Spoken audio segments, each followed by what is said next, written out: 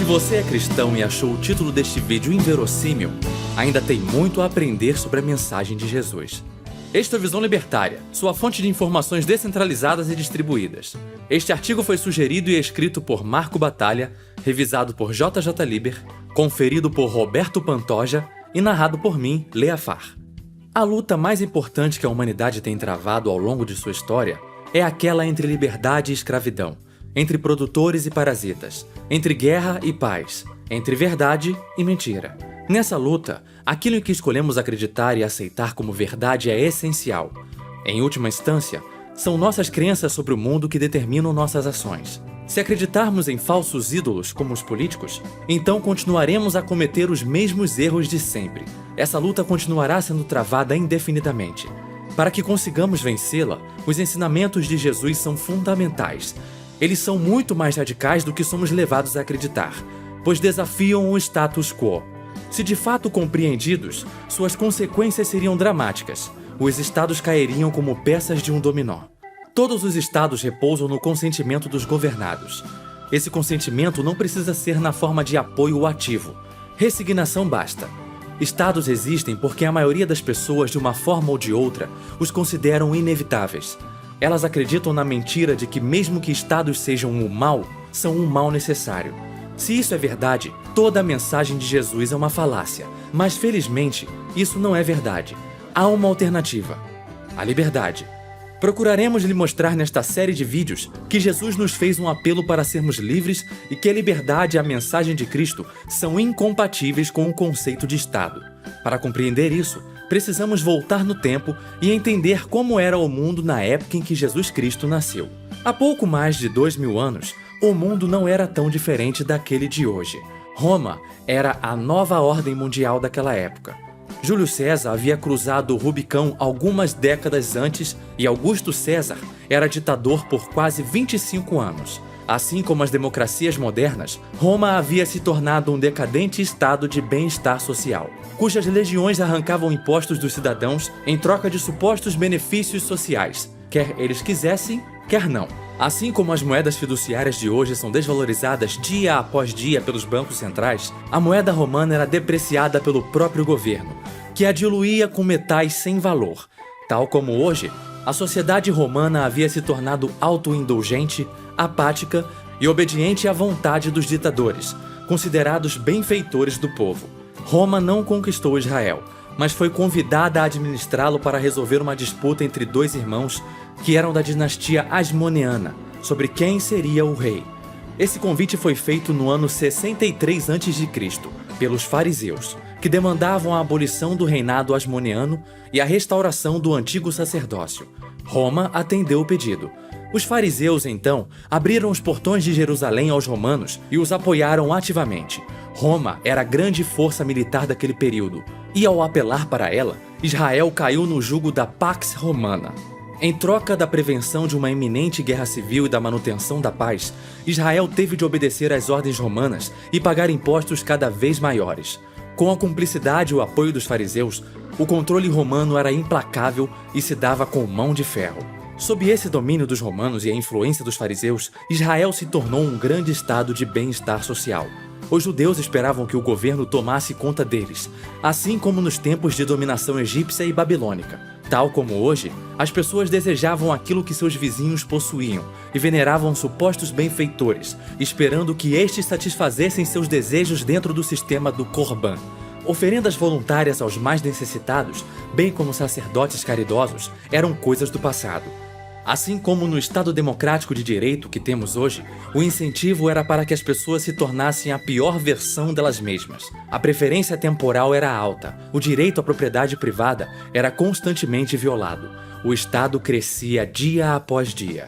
Foi nessa sociedade em que Jesus nasceu, e já nasceu aos olhos do Estado como uma ameaça. Herodes o Grande, rei da Judéia, ficou preocupado ao descobrir que havia alguém que também poderia ser considerado rei pelo povo. Jesus representava uma ameaça ao seu poder. Seu receio era justificado. Jesus era uma ameaça não só a Herodes, mas a tudo que Herodes representava: o Estado, com a subjugação do povo que trazia consigo. O reino de Jesus era o oposto de qualquer estado que tenha existido. Para um governante, não havia ameaça maior do que essa. Tão enfurecido ficou Herodes que ordenou o massacre dos inocentes. Não fosse pelo ato intencional de desobediência de José e Maria fugindo para o Egito, a história teria acabado ali.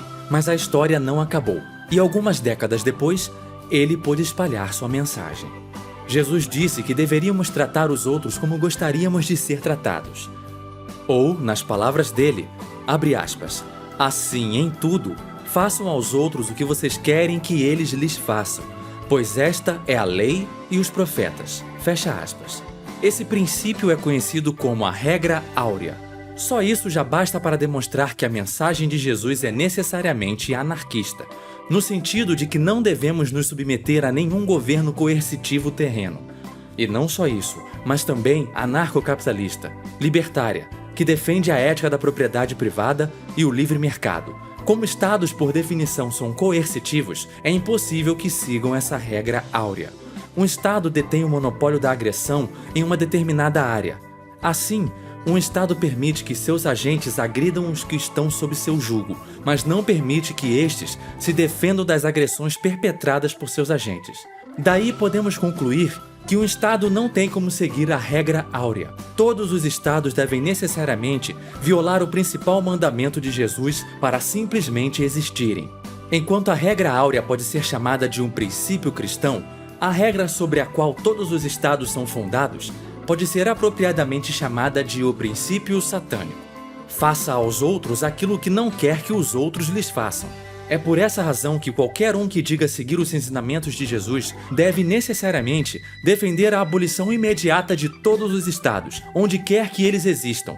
O reinado de Cristo, quando estabelecido na Terra, é fundamentalmente oposto a qualquer governo coercitivo que tenha existido, que exista ou que venha a existir.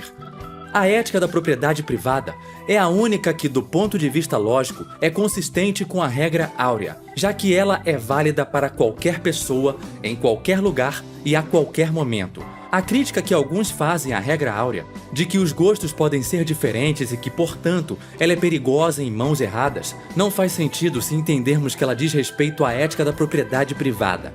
A prova rigorosa disso é que todos, por definição, se opõem às agressões direcionadas àquilo que consideram como sua propriedade. Se não fosse o caso, então, por definição, tal ação não seria uma agressão, mas sim um ato voluntário. A conclusão inescapável disso é que apenas libertários anarcocapitalistas podem ser coerentes com esse que é o principal mandamento de Cristo. Sendo assim, alguém que siga a regra áurea deve necessariamente respeitar a propriedade privada, incluindo aí o corpo físico dos demais. Não há outra conclusão lógica que não essa.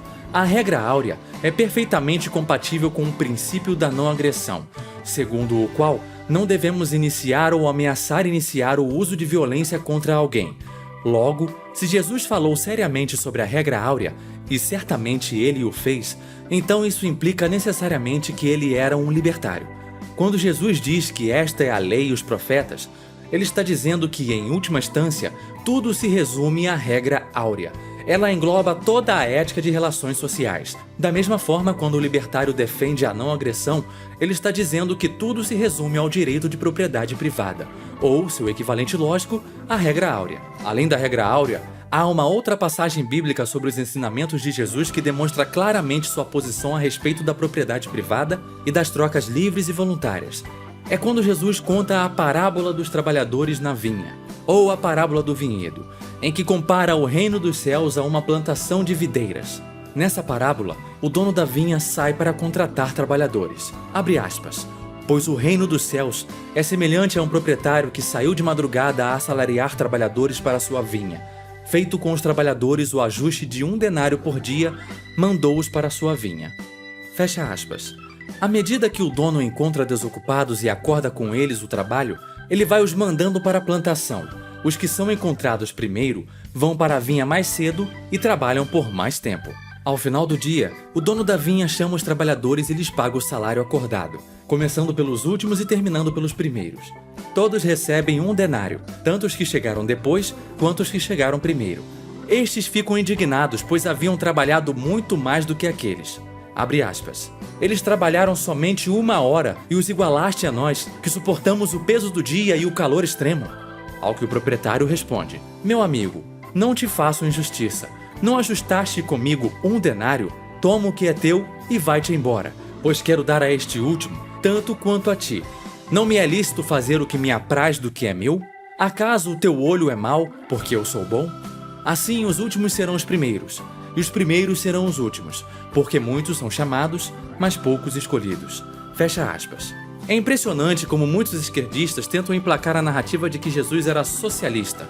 Qualquer um minimamente familiar com a mentalidade esquerdista sabe que a resposta socialista típica perante um caso como esse seria acusar o dono da vinha de exploração e defender que ele fosse punido exemplarmente. Contudo, nessa passagem, Jesus reforça o credo libertário de que podemos fazer o que quisermos com nossas propriedades e firmar contratos voluntários da maneira que bem entendermos, mesmo que isso irrite a muitos. A propriedade privada é sagrada.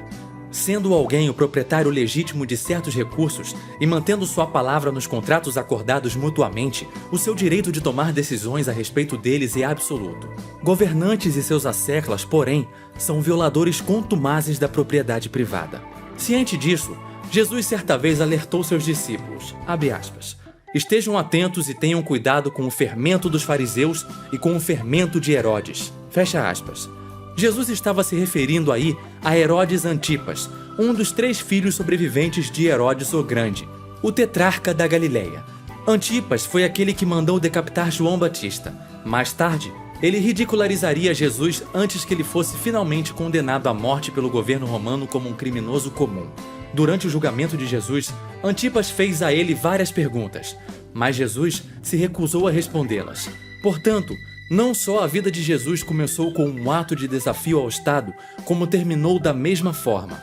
A respeito dos ensinamentos de Jesus sobre taxação, as autoridades terrenas, a usura, o proibicionismo, o dispositivismo, a acumulação de bens, entre outros, há ainda muita coisa a ser dita, enfatizando o caráter libertário do que ele pregou. Mas isso fica para futuros vídeos. Por enquanto, podemos ressaltar que durante os anos que passou nesta terra, ele sofreu por pregar a verdade neste injusto sistema estatista em que vivemos. Basta olhar para a história de sua vida para perceber que o Estado, longe de ser um instrumento de Deus, é uma ferramenta demoníaca usada para perseguir os justos. Não foi por acaso que do momento em que nasceu ao momento em que morreu, Jesus foi perseguido pelo Estado. O Estado é a potestade do mal. Não há como conciliá-lo com a mensagem de Cristo.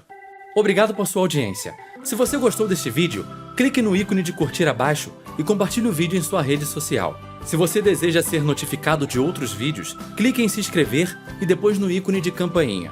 Se paira na sua mente de cristão estatista a questão: e o dai a César o que é de César? Bom, eu te peço para esperar os próximos vídeos. Um abraço e até a próxima.